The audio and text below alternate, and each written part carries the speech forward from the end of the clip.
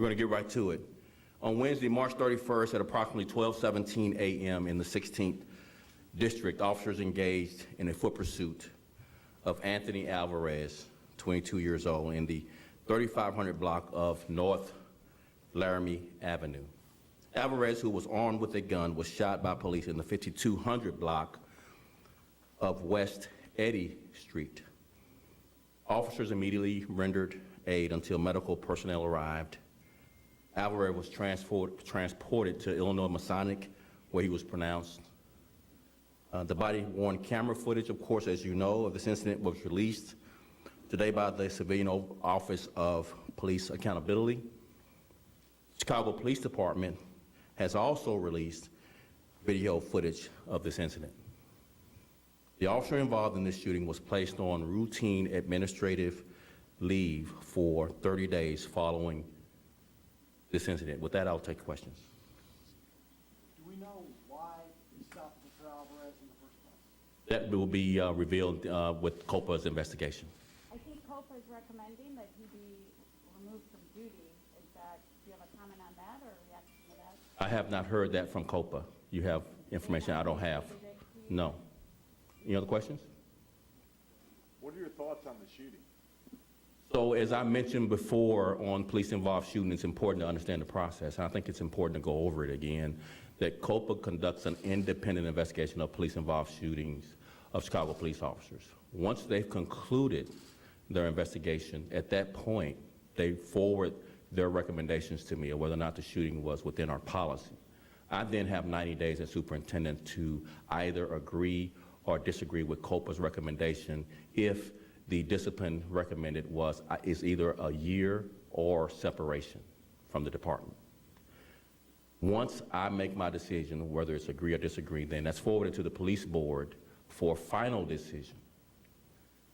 So until we get to those points, it is really important as superintendent and the final decision maker for the Chicago Police Department's recommendation that goes to the police board that I withhold opinion, statements of any fact so that the independence of COPA investigation is clean, clear, and forwarded to me in the normal protocols.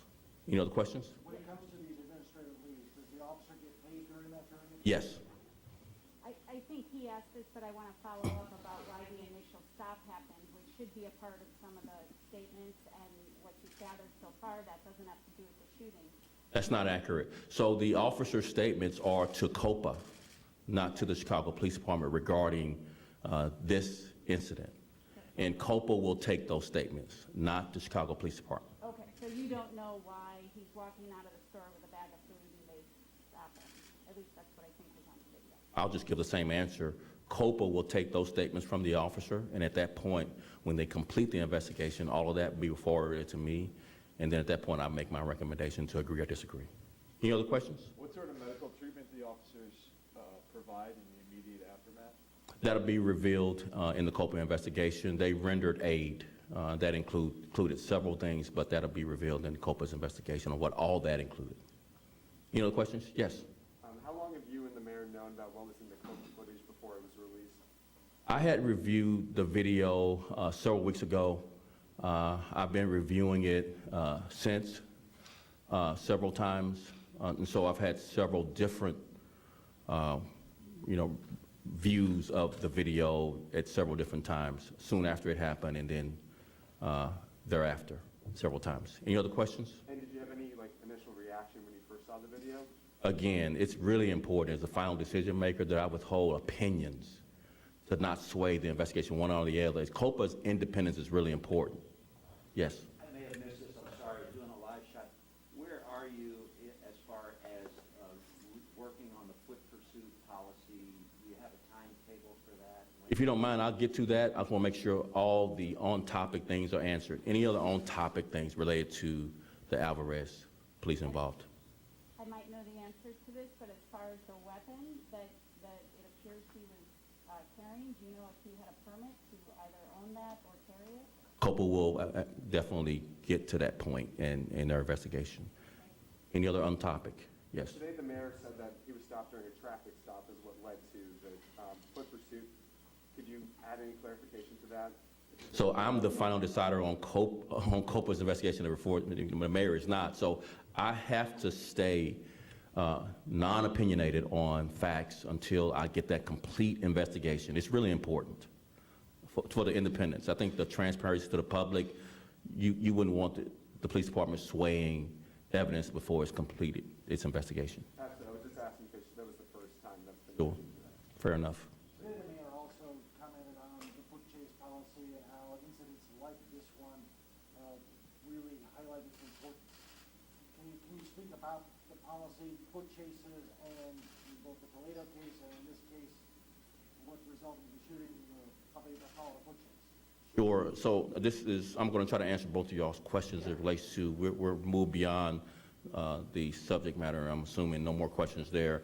Foot pursuit. So we are at the point where we have a draft policy that we're sending out through internal focus groups for feedback from our officers, as well as we've developed a plan to go out for community comment, public comment on the policy, as well as at some point forwarded this to the independent monitor for our consent decree as well.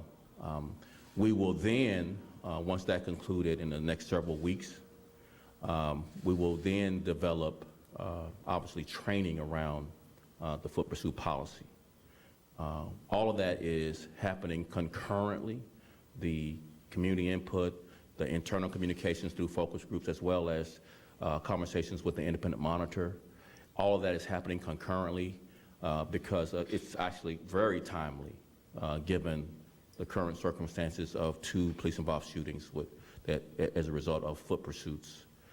And then we hope to roll out and implement the foot pursuit policy within the next few weeks. We are obviously proceeding with a sense of urgency as it relates to foot pursuit policies and to highlight, obviously, the dangers, not only to officers, the general public, and offenders fleeing.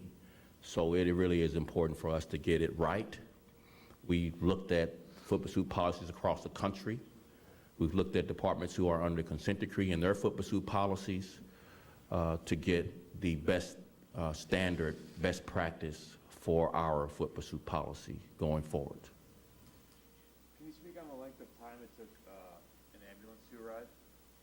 No, I can't. That's part of the investigation. Thank you very much. I really appreciate it.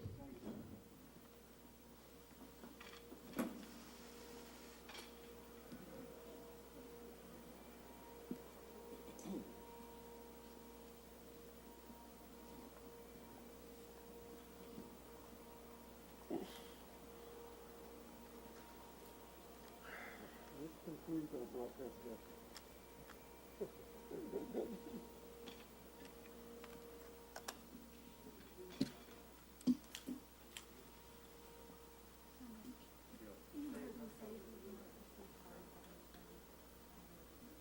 At this time, Terrell, for the very reason that you stated, he said it is important that he remain impartial.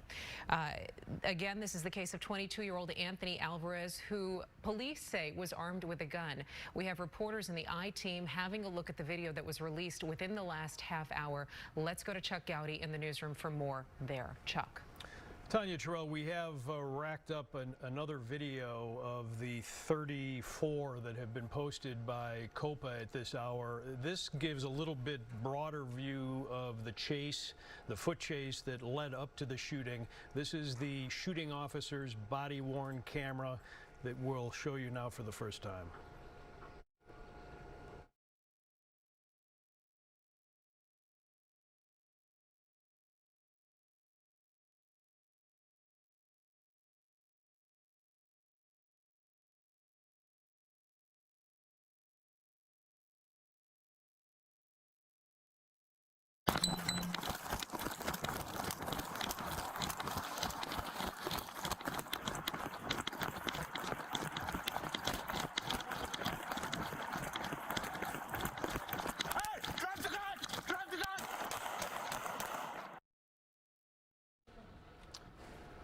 So that gives you the 30 seconds leading up to what we believe were the initial shots fired by the officer whose body-worn camera we were looking at there. That officer has been placed on a 30-day administrative leave for the Anthony Alvarez shooting death, according to Police Superintendent David Brown a few minutes ago.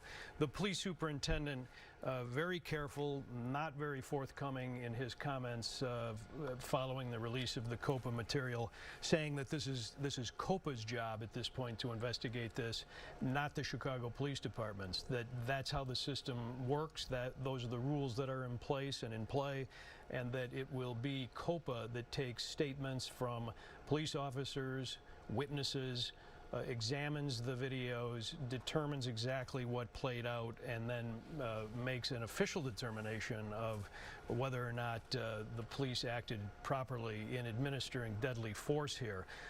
As we reported a few minutes ago, it is very unusual, has only happened a handful of times over the years for COPA to, at this stage of things, with the release of the videos, to announce that they're recommending that the shooting officer have his police powers stripped, meaning his badge taken away, his gun taken away, and his arrest powers nullified. Normally, an officer does not have that happen to him or her and is merely taken off the street and put on desk duty.